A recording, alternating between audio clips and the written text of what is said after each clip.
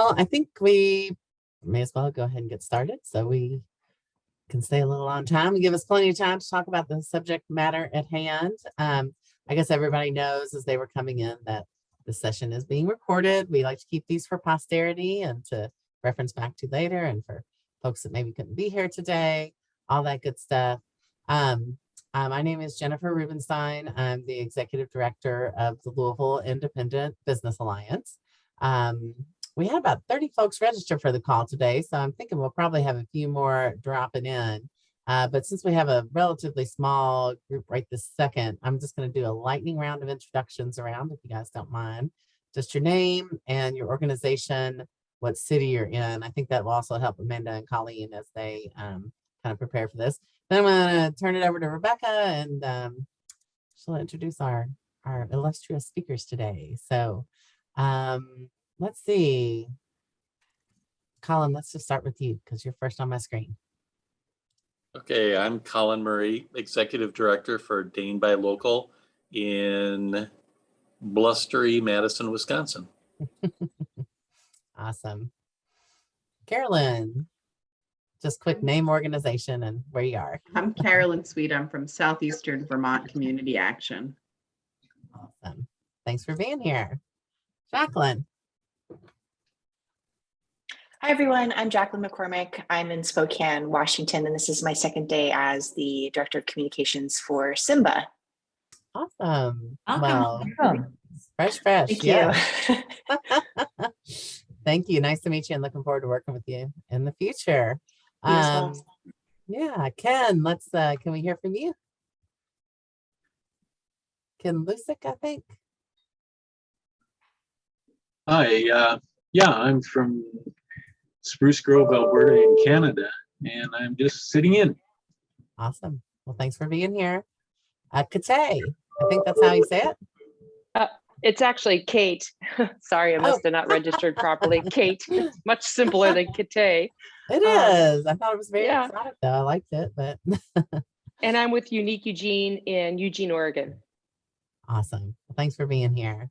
Mm-hmm. Let's see. Shelley. No, Shelley. Hello, I'm Shelley Green in Little Rock, Arkansas. I own the Green Corner Store with sustainable local goods. Awesome. Jennifer Marvel.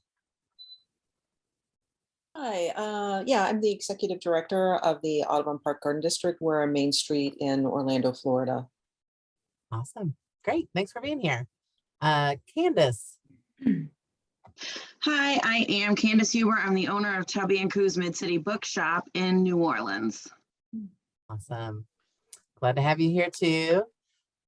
Let's see. I don't know. We've had some people pop in and out. I'm not sure what's going on. Maybe a lot of folks are having trouble with internet. I don't know. But I just want to kind of quickly introduce the Local Leader Roundtable. I think we have some new folks on the call today. This is all about kind of sharing best practices amongst organizations across the country who all have an interest in supporting buying local. So this is a production of AMIBA, the American Independent Business Alliance. It is a benefit that we also offer to other folks, but we encourage folks to become members for the other benefits of not having to reinvent the wheel and getting in touch with other people and getting inspired. And let's face it, there's not a ton of colleagues that we have necessarily close by, but we can connect online across the country as we all do this very important work. So for this Local Leaders Roundtable, we usually have 3 different kind of types. We have, kind of a what's going on with Amoeba, where we talk about the organization and what we're up to. We also have something called the Hive, which is a more just general, I liken it to the cocktail hour, where we just talk about general topics and pick each other's brains informally. And then we have the type of session that we're having today, which is a nuts and bolts session, kind of how to, where we hear from some experts and get some expert advice and kind of share our experiences as well. So we're excited about today's topic. I'm going to turn it over to Rebecca Malon, who is our she does it all. I kind of polished it up make sure it happens, but she's the instigator and make sure these things keep going. So grateful to work with you, Rebecca, and thank you. Well, I feel the same way about you, Jen, and I am proud to be called an instigator. I love that. Thank you. I proudly wear that moniker. I'm Rebecca Malon, and I am a co-founder and director of the Local Business Institute, but I'm also on the Amoeba board of directors, and happy to be here. I think Jen and I make a great team at hosting these things because she does such a good job on the hosting, and we do the follow through and all of those things. There will be a blog that I write after this with notes from today that'll be up on the website. The video will also be up on the website by Monday, Tuesday. Give me a couple of days to get it done. But let's move forward because we have a really exciting session today, I think. I'm always interested in planning because I'm a planner and a schemer and an instigator. And so I love to hear from the pros. And today we have two professionals with us. Amanda Kay and Colleen Conley are the CK of CK Synergy.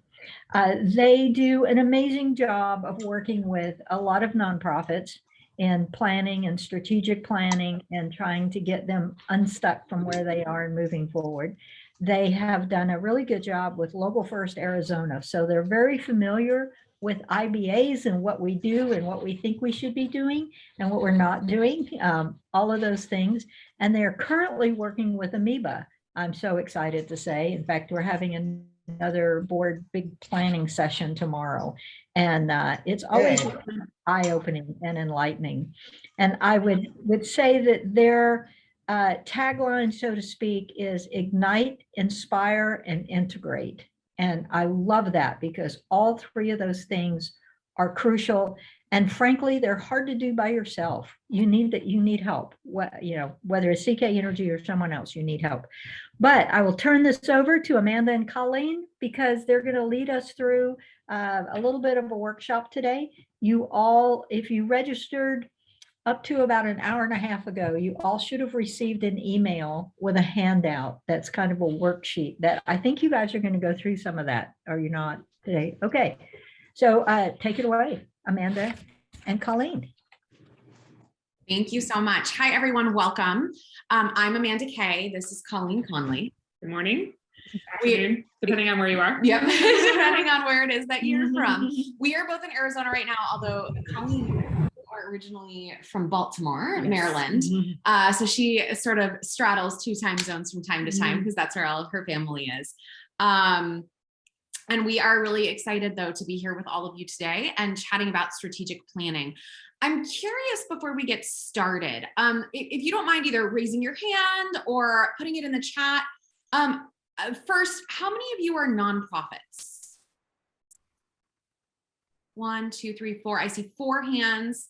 For those of you who have your video turned off, 5 hands. 6, 7. Okay. And then should we assume the rest of you are, 8? I see someone in the chat. 9. Okay, good. I'm curious if any of you are just, well, I shouldn't say just, if any of you are small local businesses, B Corps, something else, type it in the chat so we know. It'll just help us ensure that as we're doing this work today, that what we're doing is relevant to you. You'll notice part of our talk is about adapting your strategic plan. And so us knowing what kind of organization you are will help us adapt our conversation. So we will be living the theme today. Okay, I see a local business. Thanks, Marie. It sounds like, oh, and Candace, for-profit indie small business. Thank you. And so it sounds like we have, I'm representing a nonprofit and my small business. Okay, great. Thanks, Emmanuel. So it sounds like we have a mixture of both. Perhaps we are leaning more on the nonprofit side than the small business side, but we'll try to adapt, like I said, as we go so that you can be thinking about the strategic planning, both for your nonprofit, which is what this is initially geared for, or what we initially geared it for, but also so that you can apply it to your small business. So thanks for giving us that information. It's really helpful. I'm going to go ahead now and share my screen so that you can all see the slides as we go.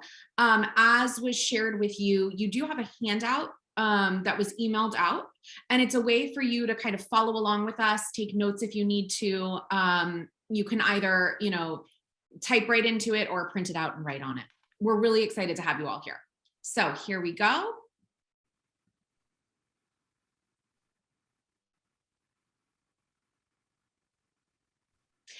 And Rebecca and Jennifer, should I just ask you, as we're going, if there's folks to admit, would you like us to be admitting them, or do you want to handle No, it? I can still do it. I can do it.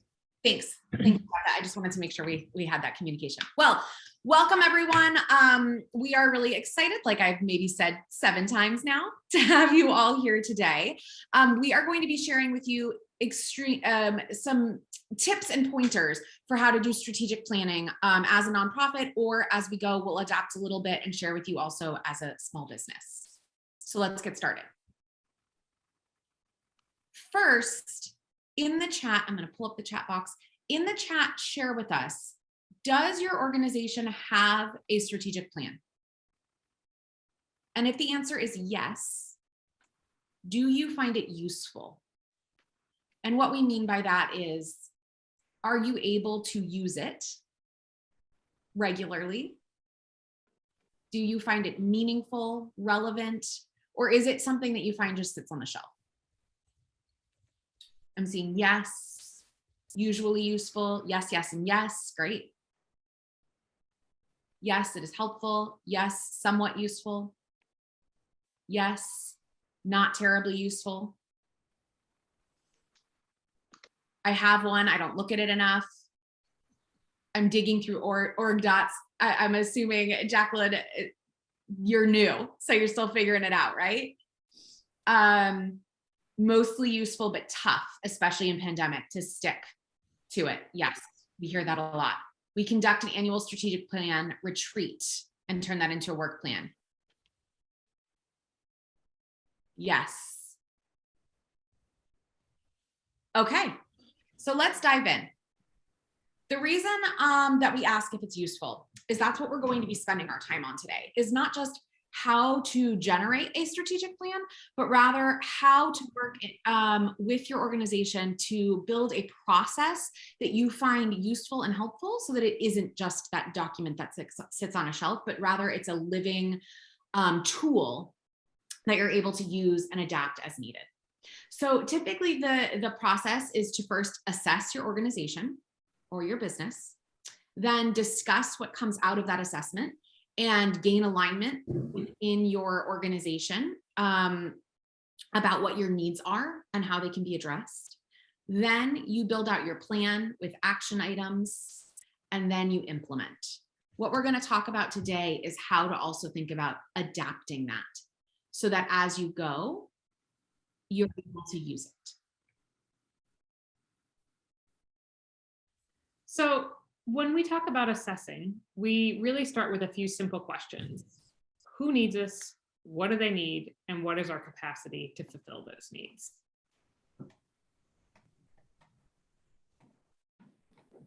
If you want to take a few minutes, you can start to jot down those answers, but we want to talk about how we would go about determining who needs us and what do they need. We want to make sure that it's not just one person and their thoughts on it, but also what is the process that you would use to understand that? Is that through surveys? Is it kind of being in touch with your community for your local businesses? Is there any market research that you would do?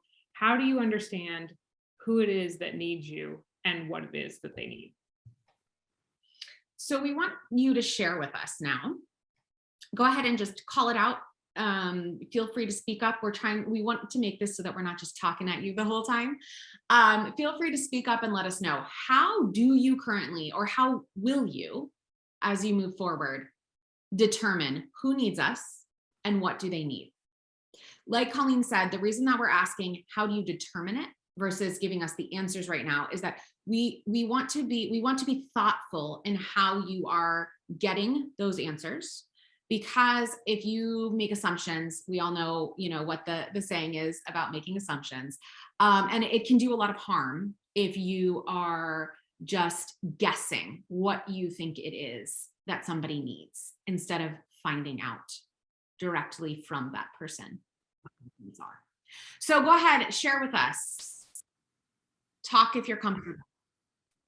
We won't call on anyone, but just share out loud with us. how do you currently determine who needs us and what do they need? Or how do you think you might do it in the future? We normally do, we're really small. We've got a total of 72 BTRs in our district. So typically it's been face-to-face through relationships, but I would be interested in coming up with more of like a survey, because a lot of times people just tell you what they're frustrated by in the moment, and it's not necessarily that helpful, you know. And then I don't capture everyone, you know. A lot of times we have service providers and they're very busy, so a lot of the information I get back are from the people who have a restaurant or a retail space, and it's just easier to just like pop in and talk to them face to face or via email. I completely understand, Jennifer, why you're saying that you want to create that survey so that you can get that information. So you're not just hearing from someone when it's a complaint, because of course we all know that if there's something wrong or if someone wants to complain about something, they're going to be very vocal. So that makes sense that you get that balanced perspective. Also, I just want to say though, you all know this better than even Colleen and I do, that relationship building is so important. So I also just want to say that I think that's great that you take the time to build the relationships and go into the restaurants, local businesses, what have you, so that you can get that face-to-face time.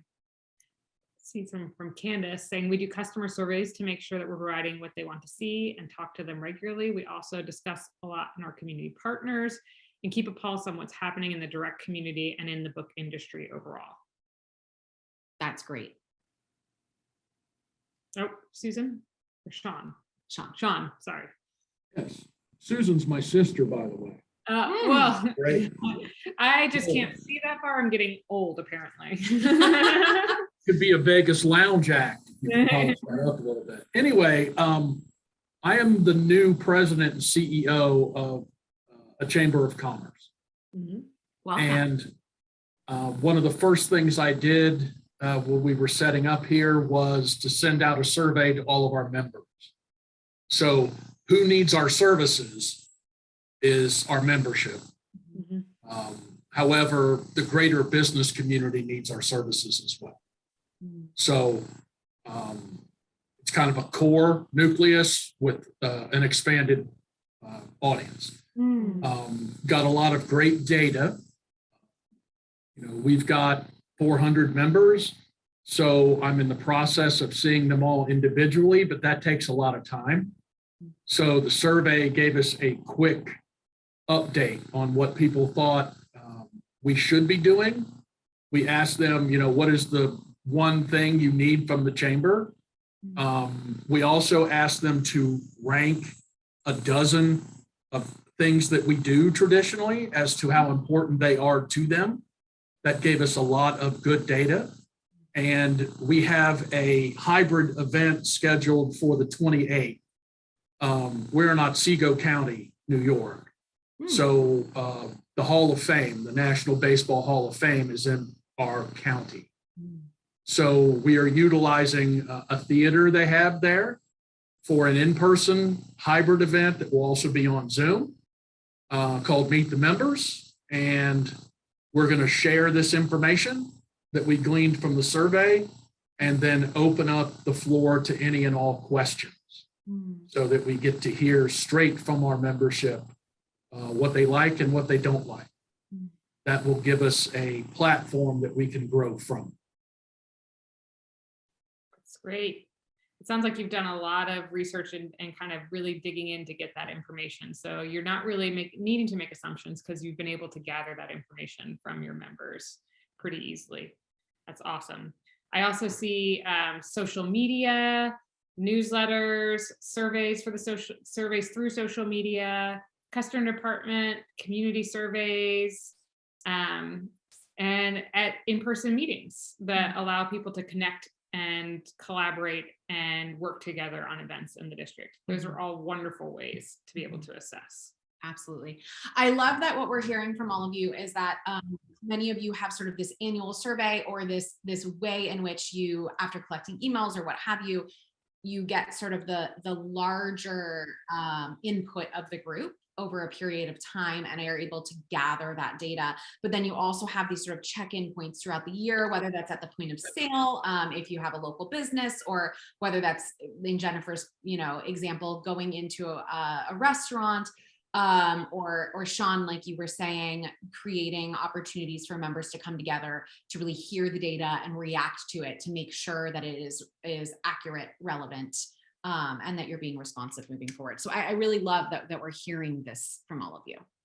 Sounds like you really get what it is that we're working on.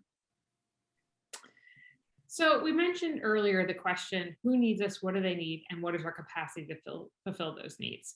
And this slide is primarily kind of tailored towards nonprofits, but it does overlap a lot with other businesses. There's one area where there might be some changes. But when we talk about capacity, we think about what is it that we're trying to achieve, or that mission, or if you're a business, what is what are you trying to sell? What is your main purpose there? And then that's supported, if you're a nonprofit, by your programs. And for businesses, that's supported by what you do in order to kind of reach out to make those sales. And then all of that is supported by what we call a table of legs: our people, our board, our money, and our systems. And now if you're a small local business, you probably don't have a board. That's one of the lovely things as small business owners ourselves. We get to make decisions by fiat. We get to be in charge. For those nonprofits, there is a board that is there to kind of be that oversight. So when thinking about capacity, we try to make sure that we're taking all of those into consideration. Do we have the people in order to do this? Do we have the people that we need currently in order to go out and to fulfill our mission, or to be able to sell our product, or to manage the shop? Do we have the board if we're a nonprofit? Do we have the people out in the community that can act as that governance, that oversight, and potentially as fundraisers? Do we have the money? Things cost a lot of money when you're in business to do that marketing and to do all of those types of things. You need to have the money to support that work. And for nonprofits, you need money to be able to run your programs. And then what systems do we have? Do we have the right payment system? Do we have the right IT? Do we have the right computers? And as funny as this is, because phones seem so antiquated in many ways, but so many organizations we go into, do they have the right phone system to be able to fulfill the needs? Mm-hmm. And so as we move forward, if you are a small local business versus a nonprofit, I encourage you, where we talk about board, instead think of that as oversight. So people, oversight, or governance, money, systems. Our tabletop, that's what folks out in the community can see about our nonprofit or our business programs and mission. So we're going to have all of you spend 5 minutes on your own right now. Go with your gut. When we do strategic planning as a process, we have specific questions here that we would be asking. Typically, we go out and we ask board and staff and any other really important stakeholders to assess this. But right now, just so that you all can go through this process with us and really understand how the process works, go with your gut and jot down for people, board, or oversight, money, systems, and your mission or your programs. Go ahead and jot down right now your key strengths, and then on the underside, or on the bottom half, your opportunities, or what you think your barriers are to grow. So go ahead and spend 5 minutes now. It's 27 past the hour, so we'll give you until 32 past the hour to jot those down. If you have any questions, feel free to speak up or type them in the chat.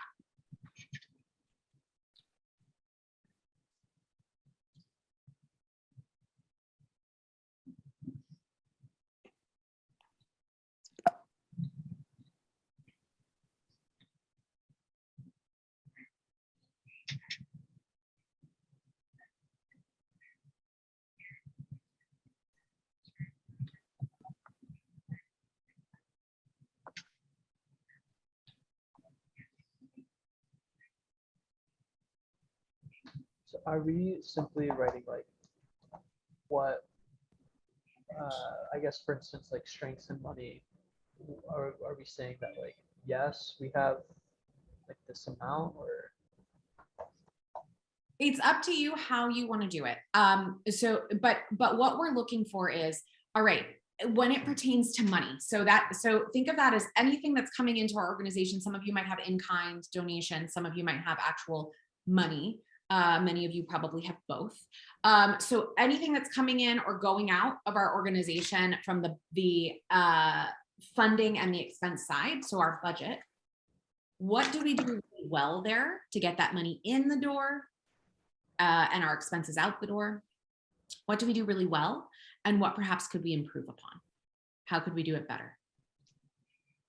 So for those of you who are a small business, I'm gonna pick on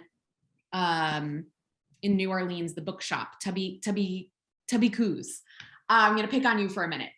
So let's say that you are thinking this through. Perhaps the question is, from a money perspective, what are we doing to get that money in the door to sell as many books as possible? That's going really, really well for us, so that our revenue is more than our expenses. And what perhaps could we improve as we look at our business model to ensure that our expenses are covered, to ensure that we're making a profit? If you are a nonprofit organization, so Louisville, now I'm going to pick on you, the Louisville Alliance. Let's say that, Jennifer, you are thinking about your membership and your business model with your membership for those who are a part of your alliance. So what's going really well for our members so that we get the influx of money that we need? What perhaps with our business model as it pertains to membership could we improve so that folks find more value in their membership and are paying more money in to cover all of our expenses going out? And perhaps also you're thinking about fundraising. So what else could we be doing for our Louisville Association to be bringing more money in? Do we need to perhaps diversify our funding stream? So look at government grants or, what have you. So those are perhaps some examples that I could give you for money. Is that helpful in giving some of those concrete examples? Yeah, that was. Or another that both businesses and nonprofits kind of run into is that cash flow cycle. So oftentimes nonprofits, not all, but a lot, will get end of year donations, and then they have months where it's leaner, where they don't see as much donations. Same with businesses, some of that end of year sales that kind of carry the business through some of those first few months of the year. So understanding your strengths in your ability to sort of weather those cash management cycles can be something that you could include in there as well. Absolutely. So really, we always say with this money, or you can call it business model or financial resources, different people call it different things. Anything coming in, anything going out as it pertains to money.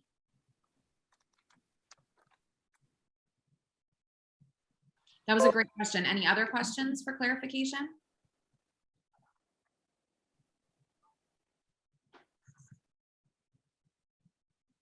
So we're 31 past the hour. Let's give one more minute. And then we'll move on to the next step. This is not meant right now to be sort of a comprehensive assessment of your organization. Like I said, we're just kind of going through this process right now so that you kind of get an idea or the concept of what we're working on.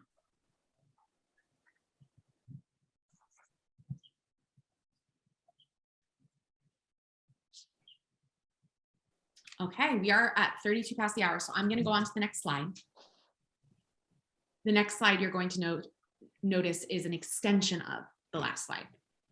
So now what we want you to do is draw your table based on those strengths and those opportunities. Sometimes, or once, my favorite piece to share is Colleen and I had an organization in one of these once that drew a person holding up their table with the mission just barely holding on. And that was their entire table. So that's really telling, right? It tells us that their people or their staff and management is really strong, but perhaps overwhelmed, and the rest of their infrastructure is not developed. So you can feel free to be really creative in drawing your picture here, or you know, more frequently we get someone who maybe will make one look like a cinder block and one look like a toothpick. So the table's, you know, on a slide and the pot is going to be falling off. Of course, we have some, I know restaurants, we talked about that. So I'm going to use that as an example. Of course, what we're working for here is it doesn't actually matter how long or how short your legs are. What we're working towards is you want them to really be in alignment, because we've all seen that rickety table at a restaurant. We don't want our wine glass to fall off the table, right? So what you're really working towards as an organization is that no matter where you are in your life cycle, whether you're a business or a nonprofit, you want these pieces to be in alignment so that they're all equally strengthened, so that each leg is properly supporting your program and your services, so that the work that you're doing in the community can be as impactful as possible. And again, that applies whether you're a business or a nonprofit. So think about it for a minute, based on what you noted down when you went with your gut as your top strengths and your top opportunities. What do each of those table legs look like? And the legs are management and staff, or people, as we like to call it, governance or board, as we like to call it, or in this case, we're going to say oversight, right? Then there's business model or money, as we call it, and then there's administrative systems.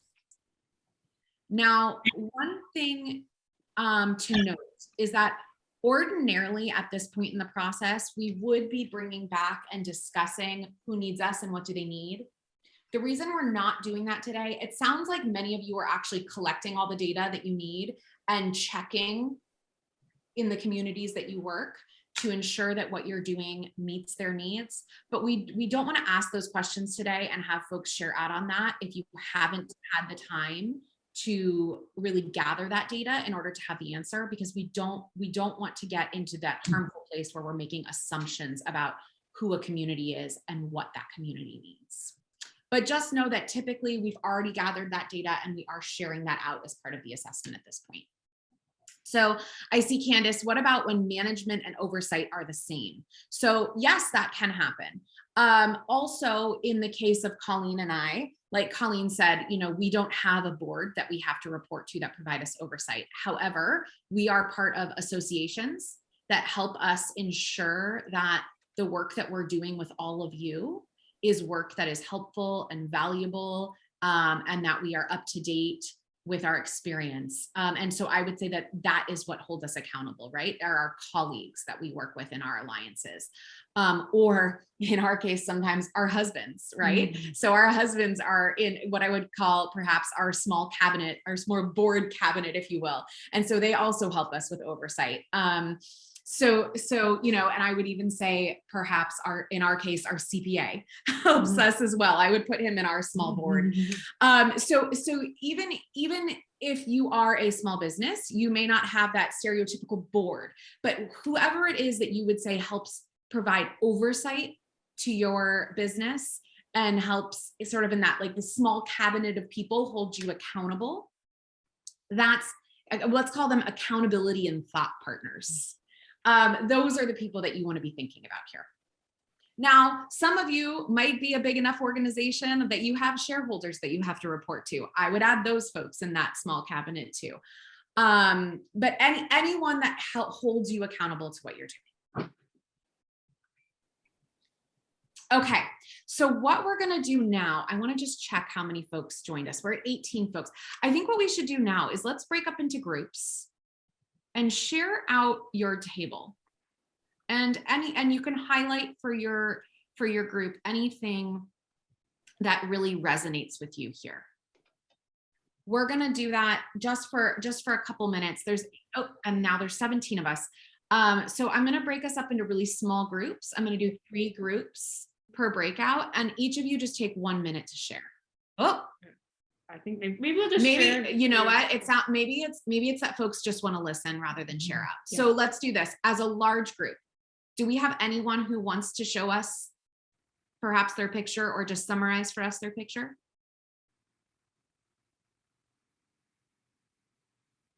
Carolyn, or is it Caroline? Carolyn, and I'm happy to summarize. We have weaknesses, you know, variety of areas. So for example, we have an extremely strong board and management team, except for one person. So all of that person affects when money is managed and our system. So we have tables, the table's off in every location because of one glaring problem that is our number one priority actually as we finish up this strategic plan that we're in and move into the next one, is to solve that problem. It's so key that you've identified the issue and that you're looking at how to resolve it, because that's what's going to take your table from being wonky to straight. That's what's going to get anything that's out of alignment in alignment. That's a really great point. Thanks for sharing that with us. Who else wants to share?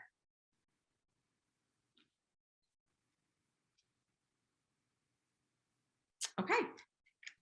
I guess I could share about the nonprofit I'm with.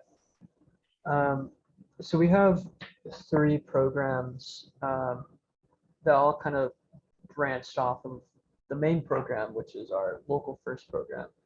And Local First program feels like it's a very developed program. So I guess like the leg of the table under the Local First area of like the tabletop would look very sturdy and strong.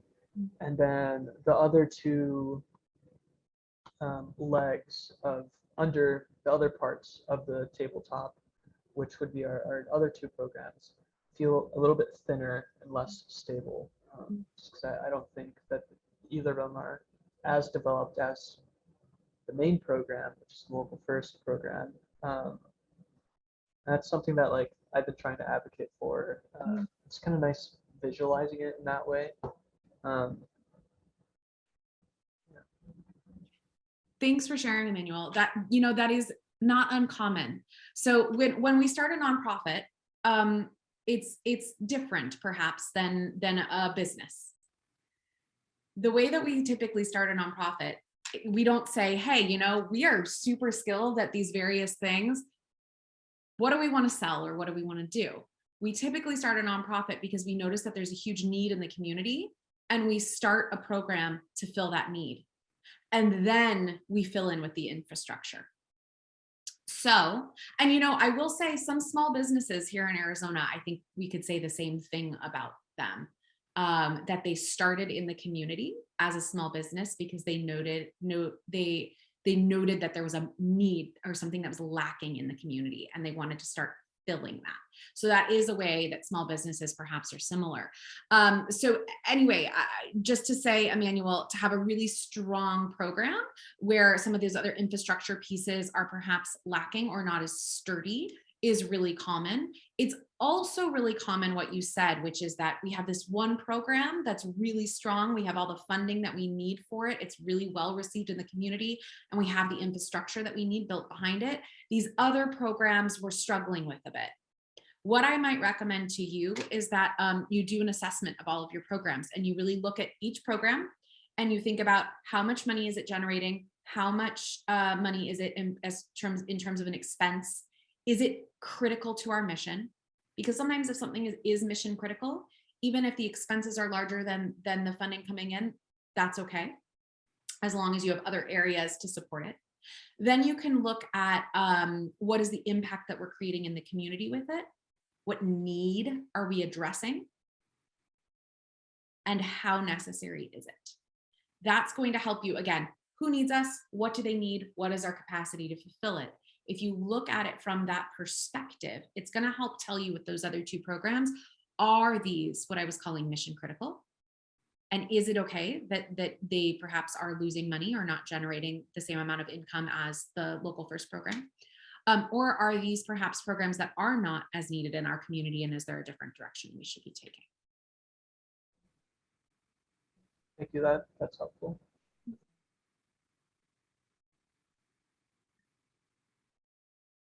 Okay, so typically when we go down this route, we think who needs us? What do they need? We fill out strengths and opportunities for each area to determine what is our capacity to fulfill those needs. And then we step back and we look at it like we just did. we consider what are our goals that we need to create in order to address our community's needs. And also, in addressing our community's needs, they fit our capacity. So they're things that we are capable of doing. Or what are things that we need to change in our own capacity, shore up in our own capacity in order to fit those needs. Does that make sense to everyone? So you'll notice on the handout that we provided, we gave 4 opportunities for goals. So you can very quickly, again, this is not something that we would typically be doing with an individual person and saying, use your gut, but just for the purposes of going through this exercise so that you understand the process, think about what are the full 4 goals, what are the 4 areas that you would want to focus on based on who we serve, what their needs are, what needs we can fulfill. Think about what are 4 areas, 4 goal areas that you want to solve.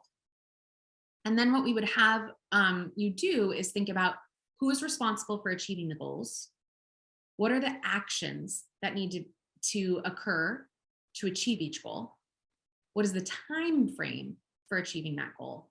And how will you know it's been accomplished? Who will become the lead?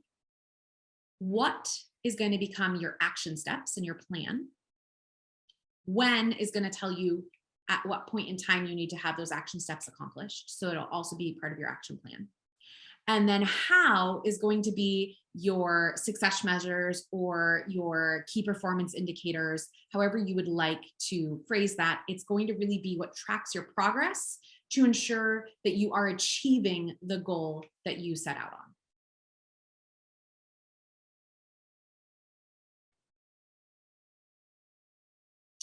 So then the next step, once you do each of those, is to take those questions, those answers that you give to those questions, and develop into your action plan to start implementing. We're not going to go through today and talk to you about how to implement your plan. What we want to really focus on is what we talked about in the beginning, which is how do you remain viable, responsive, and relevant to the communities that you serve? Because we all know, Tubby Coos, I'm going to pick on you again, as an example, just because some books were really popular 5 years ago does not mean that that's what people are going to keep coming back to your shop to purchase. So we know that we really need to continually answer who needs us, what do they need, what is our capacity to fulfill those needs, so that we can remain viable, responsive, and relevant. That's how we get people coming back. And I think you all sort of noted this at the beginning when you were talking about some of the reasons why the strategic plan may not be as relevant for you is COVID happened, right? And that completely changed how we needed to deliver those services to either to our customers or to our members or to other communities.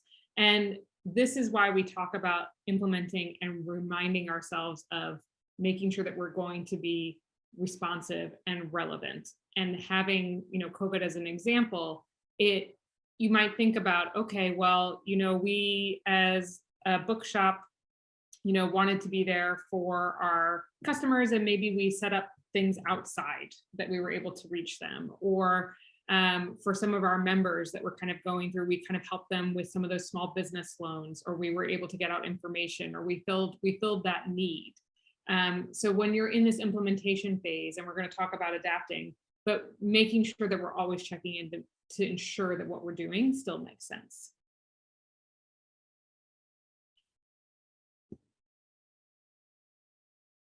So whether we're talking about COVID, something completely external, or we're talking about something internal, let's say your CEO or executive director resigns.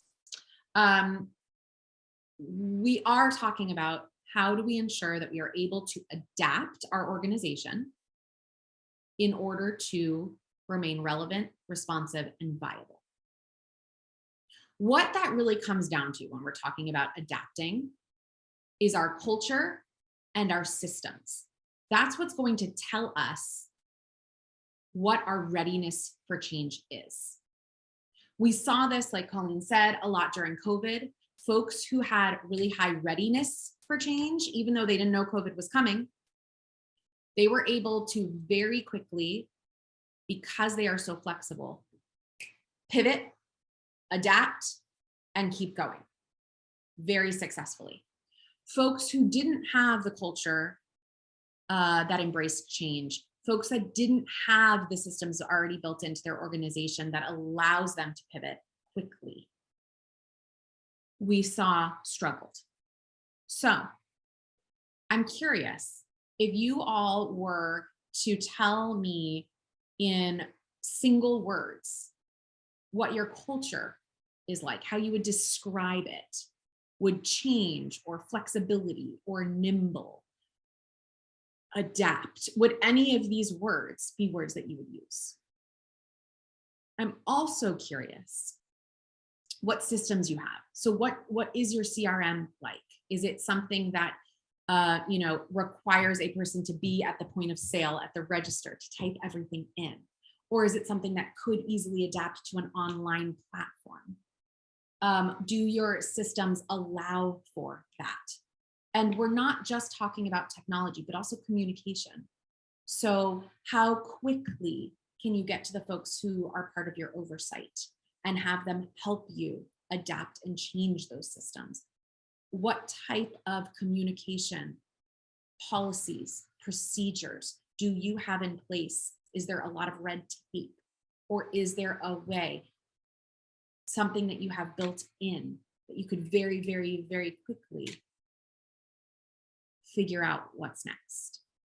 Really what this gets to is don't get stuck in analysis paralysis, but be ready for action.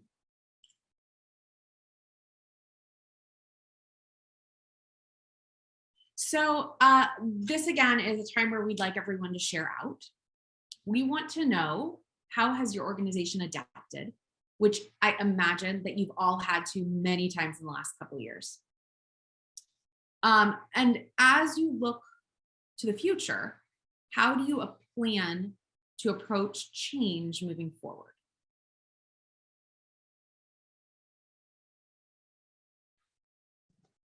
I can share with the bookstore. We've adapted a lot, actually, of course, over the course of the pandemic. So some of the things flexible is something I would definitely say that we are, which is really good. So being such a small organization, I'm just able to kind of do whatever I want. So what was good about it is that we were able to essentially move the entire business online within a couple of days, including our events, which has worked out really well. So we moved from doing in-person events to virtual events, like immediately. And we seemed to be the only one of the only stores that were requesting virtual events for authors from publishers and stuff.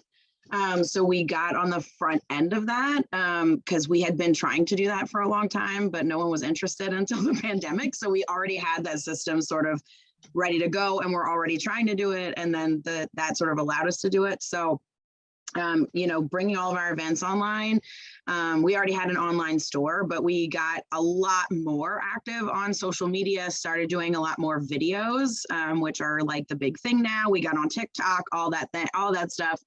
And so we just adapted as much as we could to being online. And that has essentially created an entire second business for me, because it is, the online business is now just booming, so much so that we were able to keep the store closed for a lot longer than we would have otherwise. So now I'm trying to figure out how do we both have the store open, the physical store open, and also manage that online business. But it's been good. And going forward, approaching change, I just kind of plan to just sort of stay flexible and nimble and take things as they come. I think being online is huge, and having that online business, because it means that no matter what, even if we have to close the brick and mortar, we always have that. So that is my experience.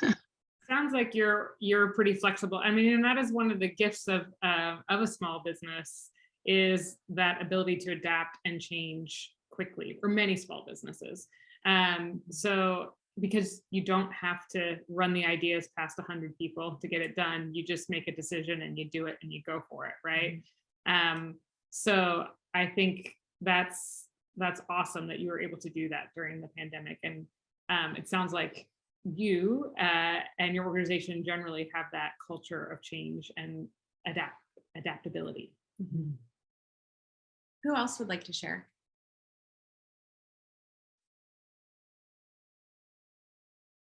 How have you adapted? And how do you plan to approach change moving forward?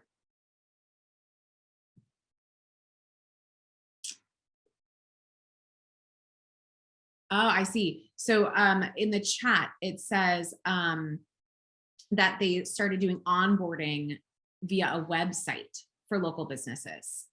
And that allowed merchants to add products to their webpage.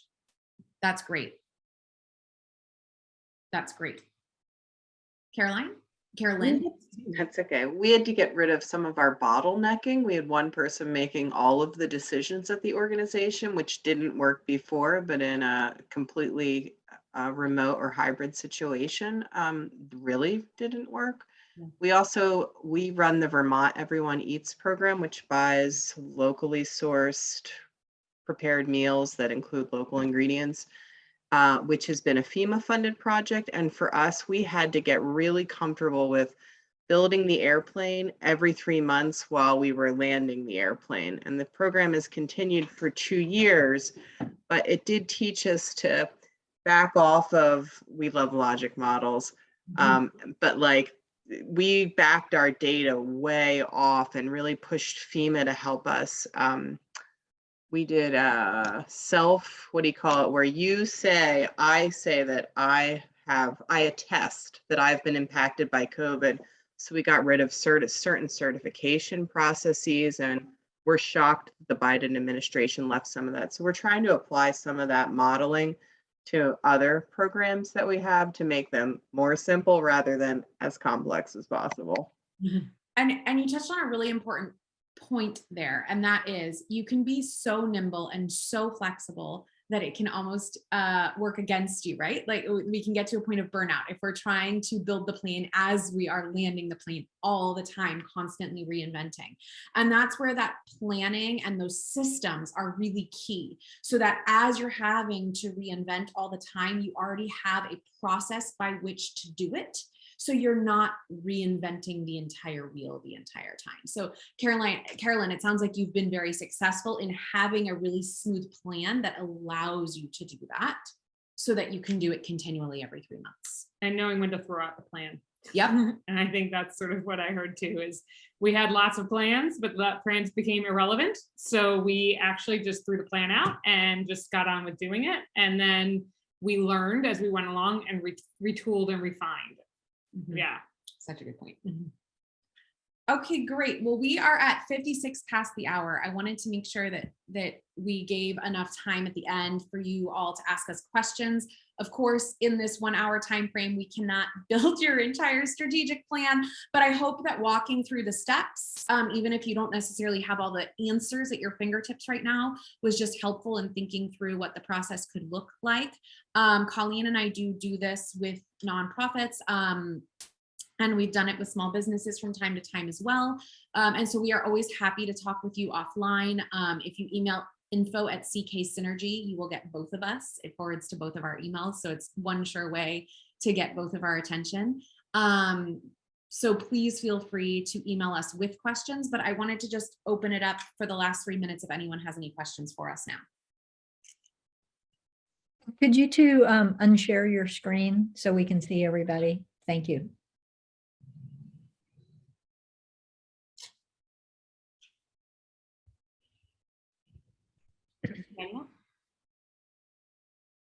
No questions.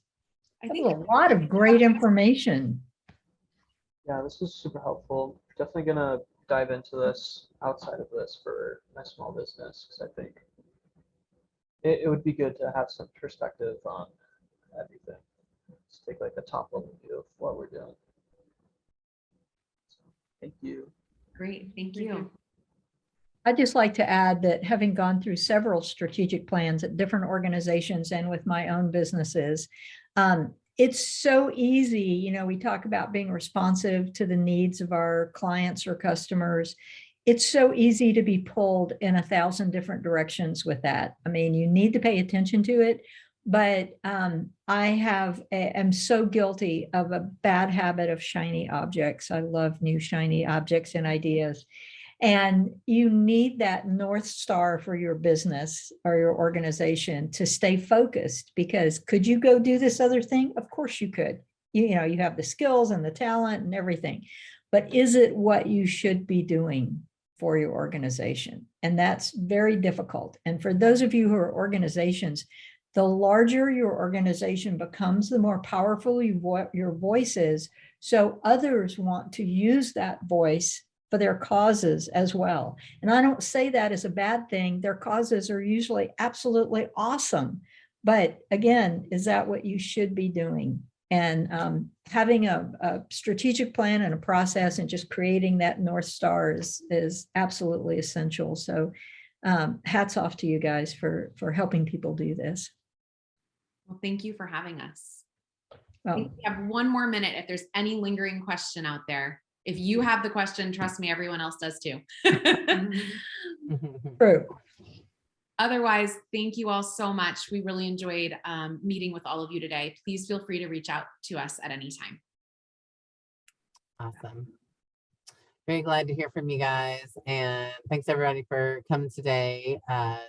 Yes, Rebecca, that North Star that was missing for a while at the beginning of COVID when we all threw our plans out and then got started again. So it's nice to be able to kind of have that back a little bit. So I'd also dropped in the chat our next local leaders roundtable. We'll be hearing from Jen Risley with Amoeba about the Shop Indie Local program and the various focuses throughout the year, and looking forward to hearing from her as well. And by that time, I think Amoeba will be far along with their strategic plan as well, but working with you guys. So maybe we'll get an update on that too. So I think that's it. Does anybody have any questions? And another great big thank you to Rebecca for writing up the blog and all that good stuff. I'm so glad Rebecca likes to write.